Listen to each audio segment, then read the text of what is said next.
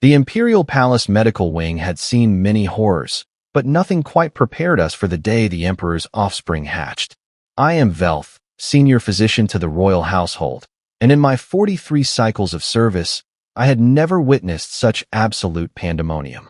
The hatchlings, 7 of them, emerged from their crystalline eggs with scales like liquid mercury and teeth sharper than surgical blades. Beautiful, yes. Manageable? Absolutely not. Get back, screamed Physician Court as a hatchling the size of a small transport vehicle lunged at his face, smoke curling from its nostrils. The problem was simple, really. Dragon hatchlings, particularly those of royal blood, bonded through scent and temperature regulation. They needed constant physical contact, warmth monitoring, and something the Imperial medical staff had forgotten how to provide: actual emotional connection. We had become too clinical, too distant. These babies didn't want sterile gloves and antiseptic chambers. They wanted, well, someone who gave a damn. For Nannies had already resigned. The last one fled screaming after the largest hatchling set her ceremonial robes on fire. Not maliciously, mind you. The little beast was just excited. We need a solution, the Emperor growled during our emergency briefing. His scales, normally a dignified crimson, had faded to a worried pink. My children are suffering. They refuse food. They won't sleep. If something doesn't change in the next rotation, we'll lose them. That's when the human walked in. Her name was Rebecca Kane, and she looked completely unremarkable by our standards. Pale skin, no scales, distressingly soft and squishy. She'd been hired 3 months prior as a junior medical assistant, processing paperwork mostly. Nobody paid her much attention. "Excuse me, Your Majesty," she said, her voice calm despite addressing the most powerful being in 7 systems. "I think I can help." The Emperor's eyes, each the size of dinner plates, fixed on her. "You? A human? No offense intended, but your species is known for fragility, not dragon husbandry." Rebecca smiled. Actually smiled. "Exactly, sir. That's precisely why I might succeed where others have failed." I had to admire her confidence, even if I thought she was absolutely insane. She explained her theory as we walked toward the nursery. The hatchlings, she believed, were overstimulated by our natural abilities. Dragons could sense electromagnetic fields, detect heat signatures from incredible distances, and communicate through subsonic frequencies. To a newborn, being surrounded by such powerful adults was like living inside a thunderstorm. Humans, she said, adjusting her medical satchel, are basically invisible to those senses. We're quiet, calm, boring, if you want the truth. Maybe that's exactly what these babies need. The nursery door opened with a hiss. Inside, the 7 hatchlings huddled in the corner, whimpering, their scales dull and eyes fearful. The room smelled like sulfur and desperation. Rebecca walked in alone. We watched through the observation window, ready to intervene. "Hey there, little ones," she whispered, kneeling down. "Rough day, huh?" The largest hatchling, the one who'd torched the previous nanny, raised its head, sniffed, then, to everyone's absolute shock, crawled closer. "That's it," Rebecca murmured. "I'm not scary. Just boring old me." She reached into her satchel and pulled out something that made Physician Court gasp. "Is that a thermal blanket? A human thermal blanket?" "From Earth," she confirmed, spreading it on the floor. Weighted, heated to exactly 98.6 degrees Fahrenheit. Human body temperature. Nothing fancy, nothing overwhelming. The hatchlings approached cautiously. One touched the blanket with a claw, then immediately burrowed into it. Then another. Within moments, all 7 were nestled together on that ridiculously simple human textile, their breathing synchronizing. Rebecca sat beside them, humming something. Not a song, really. Just a gentle, rhythmic sound. "What is she doing?" the Emperor whispered. "Something we forgot how to do," I replied, providing comfort without overwhelming them. For the next 6 hours, Rebecca stayed with those hatchlings. She fed them by hand, using techniques she'd apparently learned raising earth creatures called puppies. She cleaned them with warm water and soft cloths, not sterile medical equipment. She talked to them constantly, her voice creating a soothing background noise that seemed to anchor them. When the smallest hatchling struggled to regulate its fire glands, something that usually required complex medical intervention, Rebecca simply held it against her chest and breathed slowly. Deep inhale, slow exhale. The hatchling, feeling her steady heartbeat, matched its rhythm. The fire gland stabilized. Impossible, Court muttered. But it wasn't impossible. It was just different. Revolutionary, even. By the end of her shift, all 7 hatchlings were sleeping peacefully, their scales brightening to healthy shades of gold and copper. The Emperor stood at the observation window, tears streaming down his massive face. "She saved them," he whispered. Rebecca emerged from the nursery, exhausted but smiling. "They're good kids. Just needed someone to slow down and meet them where they are." That night, as I updated the medical records, I realized something profound. We'd spent decades perfecting our technology, our procedures, our protocols. We'd forgotten that sometimes the most advanced solution is also the simplest. Sometimes you just need someone willing to sit on the floor with a warm blanket and care. The next morning would bring new challenges, of course.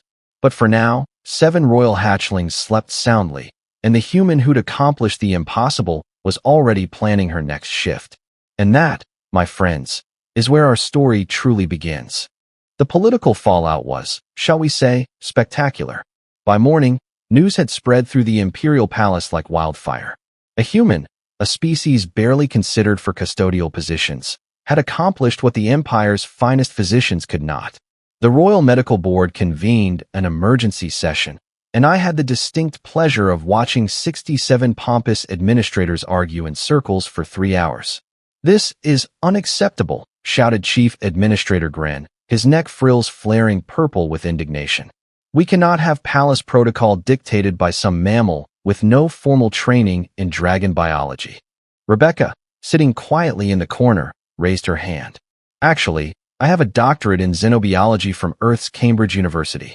Also, your protocol manual, Chapter 17, specifically states that effective treatment supersedes traditional methodology. I can cite the exact page if you'd like." The silence was delicious. The Emperor, however, had made his decision. Rebecca Kane was promoted to Chief Hatchling Specialist, a position that had never existed before and came with a salary that made even senior physicians jealous. Court nearly fainted when he heard the numbers. "Your Majesty," I ventured during a private audience, "the other staff members are resistant to accepting orders from a human." The Emperor's laugh shook the chamber. "Then they can explain to my children why their favorite caregiver disappeared. Have you seen what the little ones do when Rebecca arrives each morning?" I had. The hatchlings had developed a ritual. The moment Rebecca entered the nursery, they would line up, smallest to largest, and present their bellies for what she called tummy rubs. The largest one, whom she'd nicknamed Ember because we couldn't pronounce his actual designation, would attempt to perch on her shoulders despite weighing nearly 200 pounds. It was absurd. It was adorable. It was working. But success breeds jealousy, and jealousy breeds stupidity. 3 weeks into her new position, Rebecca arrived to find the nursery entrance blocked by physician Drax, a traditional hardliner who'd opposed her appointment from the beginning. "This ends today," he announced, flanked by 2 security officers. "I've convinced the Medical Ethics Committee that human methodologies are too experimental. We're returning to proper dragon-rearing protocols." Rebecca's expression didn't change. "The hatchlings are thriving. Their growth metrics exceed every historical benchmark. What exactly is the problem?" "The problem," Drax hissed, "is that you're making us look incompetent." "Oh," Rebecca said softly. "So this isn't about the babies at all. This is about your ego." The security officers shifted uncomfortably. They'd seen the hatchlings transform under Rebecca's care. Everyone had. From inside the nursery came a sound that made my blood freeze. A distress call. The hatchlings knew something was wrong. Drax smiled. "You see? Without constant human coddling, they're already de-stressed. We'll correct this dependency starting immediately." He moved to open the door. Rebecca stepped in front of him. "Move aside, human." "No." The temperature in the corridor dropped 10 degrees.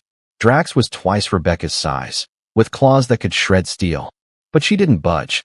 "Those babies trust me," she said quietly. "And if you walk through that door with hostility radiating off you like a solar flare, they'll panic. Ember's fire glands aren't fully developed. If he gets scared, he could hurt himself trying to defend his siblings. Is your pride worth risking the Emperor's children?" Drax's scales flushed dark purple. "You dare lecture me about dragon physiology? I dare care more about those kids than my own reputation. Can you say the same?" For a moment, I thought Drax might strike her. Instead, The Emperor's voice echoed through the corridor speakers. "Physician Drax, report to my office." Immediately, Drax went pale literally. His scales shifted from purple to sickly gray. The security officers escorted him away. Rebecca waited until they'd rounded the corner. Then her shoulders sagged. Her hands were shaking. "That was either the bravest or stupidest thing I've ever witnessed," I told her.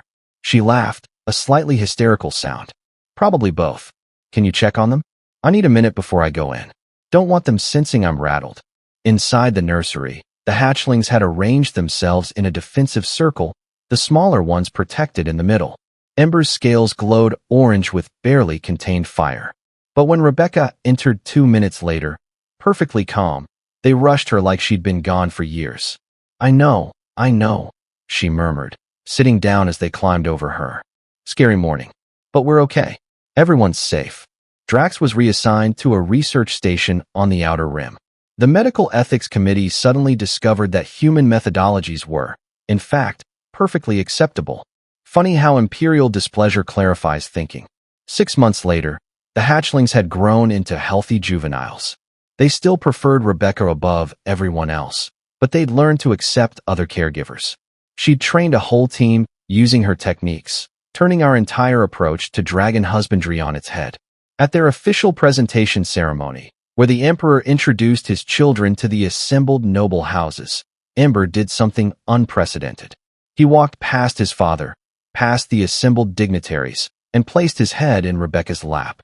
The entire court held its breath. The Emperor smiled. "It seems my son knows quality when he sees it." Rebecca Kane stepped forward. She obeyed, Ember walking beside her like a devoted guardian. "You came to us as nothing, expecting nothing, and gave everything. You reminded us that power without compassion is worthless, and that sometimes the greatest strength is knowing when to be gentle." He placed a medal around her neck, a star of Imperial service, the highest civilian honor. "Thank you," Rebecca said simply, "for trusting me with your children." That night, as I filed my final reports on the incident, I added a personal note to the medical database. Future physicians should know that the humans saved the royal hatchlings not through superior technology or ancient dragon wisdom, but through something far more radical. She treated them like people who deserve kindness. Revolutionary, indeed. If this story entertained or taught you something, please like and subscribe to our channel. It really helps us grow and bring you more stories like this. Thanks for watching, and see you in the next story.